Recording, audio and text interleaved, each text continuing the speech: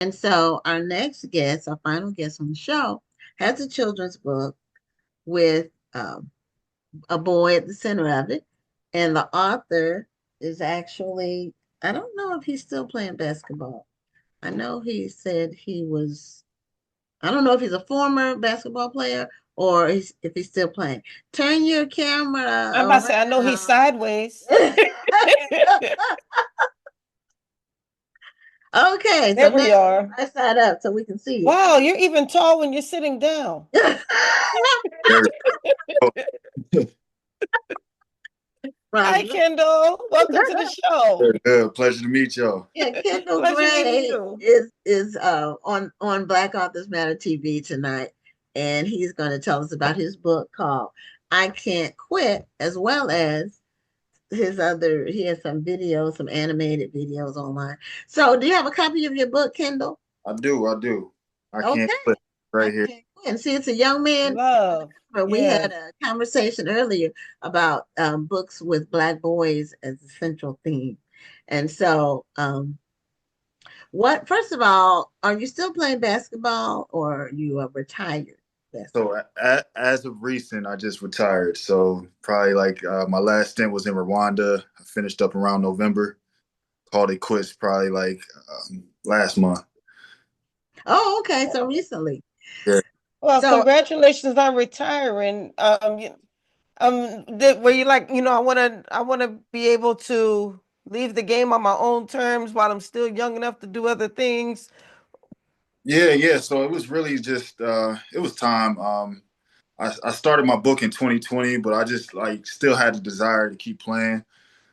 Then I just, I have a 1 year old son now, so it was just time to be back at home with the family after. And I did 10 years. I did my time, so it was Wow, that's a great career. 10 years is a long time.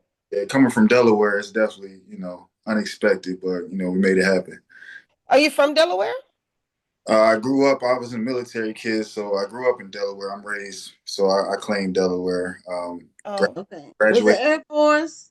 Was it? Yeah, Air Force. My Okay. dad, he was, all around the world, and we kind of settled in Delaware when I was like 7. So, Okay. yeah, Okay. Dover, I'm Dover Air guessing. Force Base. yep, Dover. Yeah. Yeah, I'm a military brat myself, and I'm also a veteran, so I understand what you went through. Oh yeah, we appreciate you. Yeah. Yeah. Well, we Appreciate you. appreciate y'all support. We can't do it without our families. Oh yeah, absolutely. It was tough, but I'm happy that Delaware is my home. Amen. Yeah. So, did you play with one of the NBA teams, or did you play like around the world? Different. Oh, I started off. Let me just start off at college. I went to Delaware State University. Okay. Uh, Graduated with a master's and not master's, bachelor's in mass communications. Mhm. And from there, I played for the Detroit Pistons Summer League team. Then I went overseas to Germany for my first year. Played in Poland, Dominican Republic. I played for the Brooklyn Nets, their G League team. And my most recent stint was in Rwanda. So it was beautiful. Oh, that's awesome. You got to see the world. And I'll tell you, people think that the only people in the world who know how to play basketball are in the United States. They don't realize that these European teams and they ball. Yeah, I they mean, they I can hoop. was stationed in Belgium for 5 years, and the base where I was hosted the military. It was a military basketball tournament, and Mhm. so they had all these teams coming from different parts of the world, and the teams that nobody could ever beat were from Lithuania, were from France, Mhm. and well, everybody used to beat the UK, but yeah, It's but they could ball though. a hoop. I gained a lot of respect going overseas. I was 23 when I first went over, and I just turned 33 May 5th. So yeah, I learned a lot. Uh, I met some of my best friends. Nice. Just a recent country that I've been in, they showed me a lot of love. Rwanda, it's a lot of family out there. They greeted me when I first got there, like welcome home. So it was Beautiful. that was amazing. Yeah, I've been hearing more and more about Rwanda lately. Oh You yeah, know, about things that are happening is growing and all kinds of stuff is going on in Rwanda. And 20 years ago, you were hearing about the fights, the political unrest. But now it seems like it's settled down and people are going there. It's like a tourist destination. Yeah, Rwanda is, I would say, probably the most beautiful country that I've ever been to. Just as far as like their culture, they're embracing. The people are beautiful. The food is great. It's super safe. They have people just just the military background, and they based it off of just the genocide that happened years ago. They just kind of just came together as a community and built it up. Like it's super beautiful. It's like That's great to hear. That's really important that you said that because I know a lot of people may have bad memories of Rwanda and some of the things that went on like years ago. So it's good to hear you say that, and I hope that inspires more people to just go out and visit these other countries. absolutely, yeah. I would say anybody get out. If anybody can get to Rwanda, that'd be a great place to start. Hmm. Awesome. So now what oh I think you were about to ask the same thing, Gwen. I was just gonna say what inspired you to start writing children's books? What was that impetus that got you there? Oh, we got some sound issues. Yeah, it's weird because he's not Yeah, all muted. of a It sudden, just yeah. it was, yeah, everything was fine. Now we can't hear you. And you didn't touch anything because you were sitting back. Or it might be his earbuds. Can you hear us?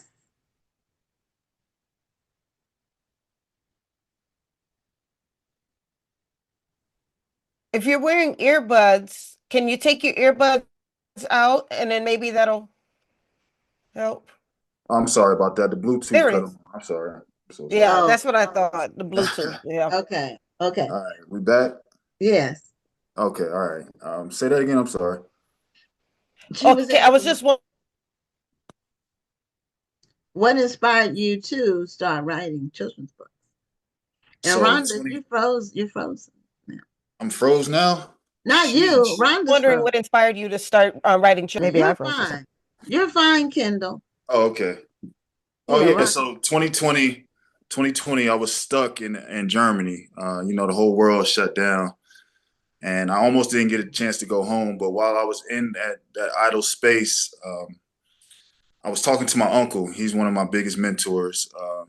He lives down in Atlanta, and he was just like, "Man, I understand everything that you kind of went through, just as far as like the resilience that you fought through. Why don't you write a children's book?" And certainly some of the things that I fought through was just kind of being teased. Believe it or not, I was short and chubby. I'm 6'9" now, but I was short and chubby. Um, I had poor grades in school. I dealt with multiple surgeries and knee surgeries, and just being able to kind of give back in that aspect. He was like, "Why don't you write a children's book?" And I was just like, "You know what? You're right." So immediately I started writing, and not even like a couple months later, I Can't Quit came to life. Okay. Nice. Now tell us about the story. So the story, just starting off, I was young boy, not knowing which direction I was going in. Like I said, I was short, I was chubby. People used to tease me all the time, like, "Oh, you can't play no basketball." Like, you know what I mean? Like, just look at you. But I never paid those people any attention. I just always kind of just wanted to be better the next day. I originally just started just because my friends were playing, and my parents. My mom, she actually played at Fresno State. She was a big. I come from a basketball family, but yeah, just further and fast forwarding. I get to high school. My freshman year, I was 5'10", and then my sophomore year, I grew to about 6'3", and then my junior year, I grew to about 6'6", and then senior year, I grew to about 6'8". But Wow. yeah, so Yeah, I see, hit a boys keep growing after 13. Girls kind of 13, maybe 15. That's the tallest they're gonna be. But boys have a growth spurt and they keep growing, sometimes to 21. yeah. I kept growing in college. After when I got to college, I grew like another inch and a half. That's Um, crazy. yeah, Wow. so Yeah. it was. I was a late bloomer. And Okay. me realizing that I was a late bloomer, I didn't take school serious. So, by the time I got to my senior year, I was pretty much dominating in Delaware. But, when it came down to college decision time, I didn't have my choice of picks because my grades were so bad.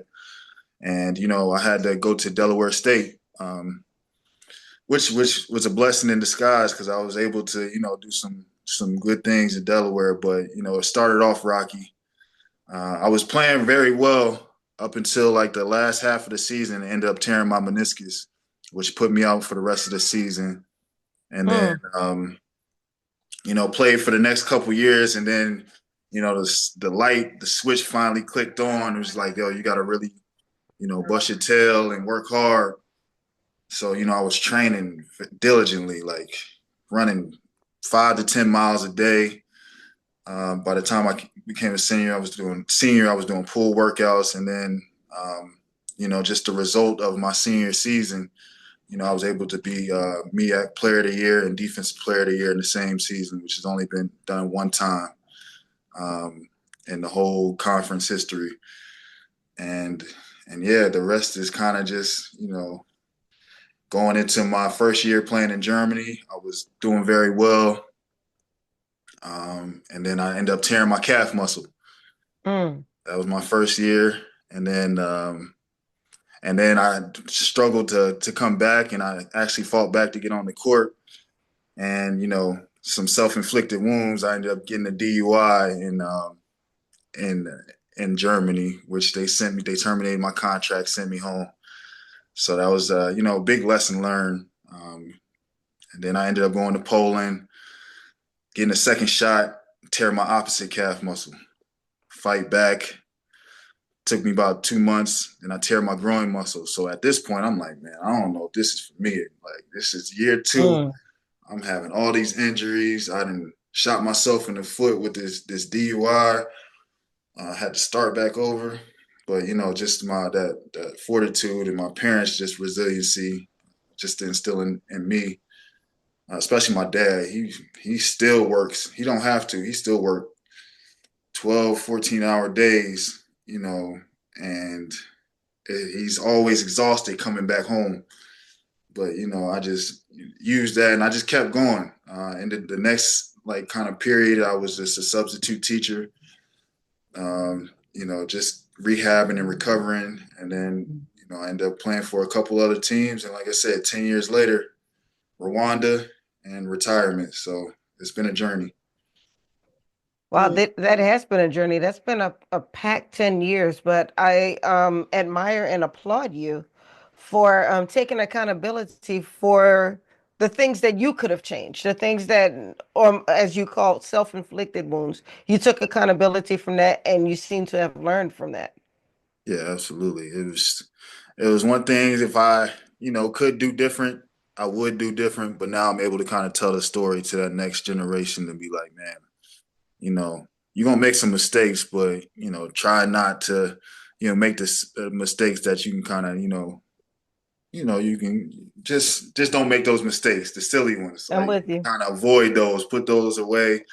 You're gonna, as you get older, we still make mistakes when we get grown and adults and elderly. So yeah, just cut the nonsense ones out. Yeah, well, if they're not life altering, and some that are life altering are still lessons that you learn from and you're able to pivot and continue on. They don't have to ruin your life. If you can stay out of prison for like a long prison sentence, just about anything else you can recover from. And even prison people can go to prison, learn something, and come out and go forward and live a very productive life. So Absolutely. mistakes are lessons, and we all make them, and hopefully we learn from them and don't keep making the same ones. Make some new ones at least, not the Absolutely. same ones. I have a 16-month-old son, Casey, and he just light. He lights up every room that he goes in, and I Oh, just like I gotta be my best for him because I can't let him down because he's just a super light, super bright light. Everybody. He was just on the plane. He's probably traveled more than any baby that I know. He's traveled a lot, but he was just on the plane. Just had the whole plane just laughing, giggling, and I'm just like, man, this is crazy. Yeah. there is nothing more joyful than hearing a baby laugh. I love that Yeah. little baby laugh. You can't help but smile when you hear it. Yeah, Mhm. yeah, Yeah, it's pure joy, from them. it is. It's so. And on the other hand, I hate hearing a baby cry. I hate hearing somebody let their baby just cry, cry, cry. I can't Yeah, stand it. It's like even it doesn't. It's not my baby, but it still bothers me. You know. right. I hear And them terrible twos is a thing though, so it depends on the baby. My daughter was great the whole time. We didn't have any terrible twos. I didn't have any potty training issues. She sat on the pot once and she knew what to do. She was just it depends on the kid. And some right. take like till 4 years old before they get it. But some kids might do something late, but they do other things early. Hmm. It's just individuals. It's great seeing them grow up. It's just Yes. really amazing seeing them just I grow love up it. and develop. And it happens quick, so enjoy it Yeah, I know. because before you He know about to it, be two. I remember when he first yeah, came out. He about to be two. So I'm like, it's yeah. crazy. You remember when you brought them home from the hospital? Next thing you know, they graduate from high school. Then Oh, hold college on. is like a blink Ms. of an Grant, hold eye. on, hold on. We don't need to start. We don't need to take it Yes, there. let's not get crazy, right? Yeah. I just want it's fast. Enjoy it because it's fast. So, why did you decide to put a little boy on your cover? With obviously you are a man, but why did you decide that you wanted to That's just kind of target boys? he's just the depiction of me. Little Okay. black boy, like, just trying to find his way throughout, whatever he's going through. And, he's kind of just looking up, always looking up at the clouds, just imagining, dreaming of things that he can do and not really focusing on the things that he, can't do. So that's where the title comes from. I can't quit. He's just, and like I said, he's just all over the world now. He has the book is in three Okay. different languages. It's in Mhm. French, Duolingo French, English. It's in Arabic, and it's Oh, in English, of course. But it has a coloring book as well. So it's just he's been all That's over the world. wonderful. He's seen a lot of things, and his experience is not just for the black, the white. It's for mhm. everybody because resilience. No matter where you at, cultures, continents, countries, like the message of never giving up remains the same. So I can't quit. This is Gray right here. Um, just getting into it. He has a new cartoon out. Uh, yeah, Right. You have some animation with it as well. yes. And how can people see the animations? What website do they go to, or is it YouTube or? Yeah, yeah. So we start off on YouTube. He starts off as a fitness instructor. So if you go under Gray's Universe, the ultimate fitness workout, you'll see a 3 minute, you'll see Gray on there with a military outfit on, just instructing 3 minutes. I use it for schools for, brain break, activities for the kids because, they need that break as long as teachers Mhm. need that break too. But yeah, it's just like he's gonna take you everywhere through all journeys. He has a poetry episode coming out on Friday where he teaches the kids how to write haikus and sonnets.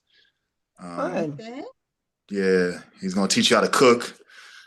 He's gonna be in music class. He's gonna get a summer job. So it's like he's gonna be all over the place. So Just we're gonna go on the journey with him. yeah, yeah, exactly, exactly. So Gray's Universe, he has a new poetry workshop that I was talking about. That I'm implementing in schools. Okay, so you named him your last name. Yeah, just Gray. Okay. I Well, felt the names have to come from somewhere. So I'm always intrigued by how people decide what to name their characters, especially in children's books. Like how to, Yes. He fell suit. I felt like Gray was, it's a part of me. So, I just had to be like, all right, name him Gray. I couldn't see him myself naming him any other name, so just take my last name, put it as his first name, and let him rock out doing what he's doing. But y'all in for a treat because he's gonna be all over the place. I'm planning on getting him to be spokesman for like a couple teams overseas. Just Oh, doing highlights and Gray conference. is international. oh, okay. Yeah, yeah. So Told you he I know started you. off. He started off. The reason why I got it in French, no, the reason why I got it in Arabic. Let me start it off. That was the Okay. first language I translated it to. I was in Tunisia, and I Okay. was dealing with a whole bunch of stuff in Tunisia. I was recently got a divorced. Found out one of my family members had cancer. One of my closest family members had cancer, Mm. and I was, kind of thrown back into basketball. I didn't know if I want to go back in that direction, but I was just like, something told me to get back into, just the sport. And it was a struggle. I was depressed for like the first week and some change. Then I started figuring out a routine for myself. It still kind of hurt a little bit, just everything just kind of being thrown at me at once. I started, praying a lot more, reading the Bible, just going for daily walks, listening to like the same 7, 8 songs, to kind of get me through my days to, go to practice, playing a game. And, I just wanted they embraced me like, Rwanda embraced me, Tunisia. That's my home. That's family too, because, they helped me out through that rough period of, my life that I never thought that I would kind of break out of. And my brothers, from Belsan, I get my teammates, my coaches, they were able to kind of help me transition. And, I told myself I wanted to do something for the community. So I had it in my contract, for me to, have books translated in their language and, give them out to the kids in their community. So that was my give back. And that's why Arabic came about. Um, and then Oh, as far as French, I was in Rwanda. Like I said, you already told you how beautiful the people and the Mm-hmm. spirits are in Rwanda. They speak, which is crazy. We in the U.S. we speak probably maybe 1 to 2 language max. Like they speak 5 different languages: Yes, French, hmm. Swahili, this is true. Rwandese, English. Just so many different languages. And I'm like, man, like and French, like everywhere I go, people speak French. So I'm just like, I gotta, put the book in French. So I can't quit it Yeah, yet. a lot of African countries speak French. Yeah, A well, lot of because everywhere speaks French. I'm like, Hmm. so it's just crazy. So yeah, they were, well, France colonized a lot of countries too in yeah, Africa. absolutely. So, I wanted to ask you because we only have a couple of minutes left. Um, all the injuries that you suffered, I wonder about that with athletes. When they, and it sounds like some of the muscles that get injured are, vital. Yeah, I guess the human body is an amazing machine, but how are you psychologically able to overcome all the different injuries that you had and still play? And are you ever 100%, like whatever the muscle is when you continue playing? Does it heal 100%, or are you kind of playing on an 80%? If you understand what yeah, I'm yeah. asking. No, no. I feel like when you truly an athlete and play so many years, like your body's never gonna be, 100%, 100%, especially going into like a long season and playoffs and championships. Like you try your best during the off season to kind of just remain fully healthy, take care of your body, and you kind of just bring that along, as the course of the season. But injuries do happen, no matter how hard you train, no matter who you train with. Like Right. people are gonna, just have injuries. That's just the nature of the And sport. unfortunately, fans don't always understand that. They want you to be 100% at all times. Yeah, it's Well, not it's for the way them to you understand. play. Right. It's the way you play anyway. Yeah, it's I not. know my team is Golden State, and Steph Curry got hurt. So I feel like they would have had a chance to advance, Yeah, if he was playing, but he couldn't. So, they couldn't beat the Timberwolves. They didn't have it. They they didn't didn't have it. have that And that I hate spark. that Clay left. I don't even know where he is now. I think that was a mistake. He in Dallas now. He played for the Mavericks. Oh, okay. I think he should have stayed there. They really had a good threesome with Draymond Green and Steph and Clay Thompson. And I don't know, did Dallas make the playoffs? I'm just asking. This is off topic, but I just wish he should have stayed. Anyway, I never really had a chance to ask an athlete that, Yeah, I mean, it's injury. more on the mental side though. Like you got to be mentally strong to get through some of these injuries because some of them can happen back to back, and you like, Right. man, Yeah. That's like, what it sounded like you were describing. yeah, they were just Yeah. happening back to back, and I'm just like, man, like it's only year two, and I'm like, I don't know if this is in my cards. Like, I do love basketball, but do I really love basketball enough to keep getting injured? But I had to kind of realign Yeah. my faith and my work ethic. Like even now, still to this day, I still get up. Still, life as an athlete. Still get up at 4:30, 5 o'clock in the morning, train somehow. Mentally, just make sure I start my day with the word, and then kind of just keep going about the day. I make a lot. I'm now into the business part of what I do. I can't quit entity, and I call everywhere from doing summer programs, enrichment programs, all over the country. Yeah. Yeah. Well, you Go ahead. definitely are, you made a decision that you're not going to be a one-dimensional person. Yeah. You're going to use what you've learned in athletics and take it to the next place. And life is about pivoting and shifting, and it's like being in a tide. You know, it's Hmm. like following the flow of the river or whatever the tide is, and you have to go with the flow.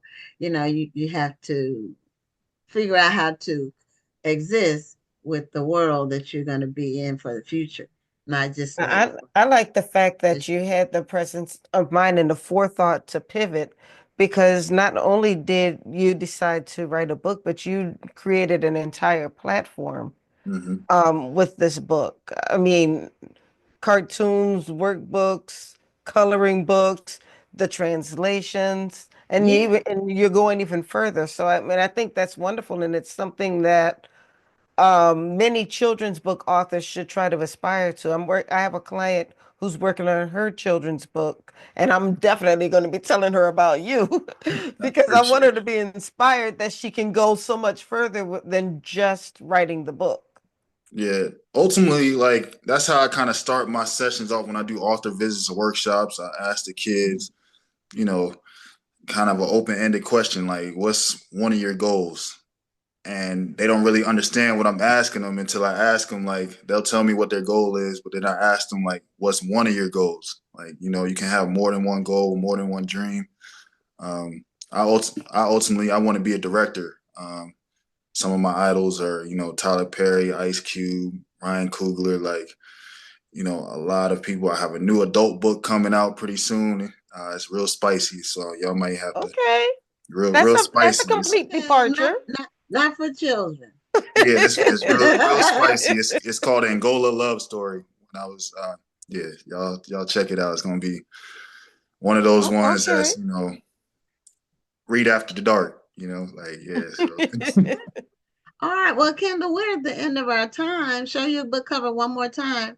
yes, ma'am. And we encourage our audience to support your work. Go check him out on YouTube with his animations. And congratulations on your next level, your next part of your journey. I appreciate it. Yes. Cagebooks.com. Yeah. KAGE books.com. And That's Rhonda And put it in the chat. the link is, yeah. yeah, the link is already in the chat. Oh, It's okay, okay, already in okay. Yeah, he takes care of I that. appreciate y'all for taking the time. This is an amazing platform that you both have. So, much credit to you all for supporting Black authors. So thank you, Miss Rhonda. Thank you, Miss Gwen. I appreciate it. Thank you. Okay, You have a you're great welcome. one and congratulations on all you're doing. Yes, ma'am. I appreciate it. Okay, have a great night. All right, you too. Thank you.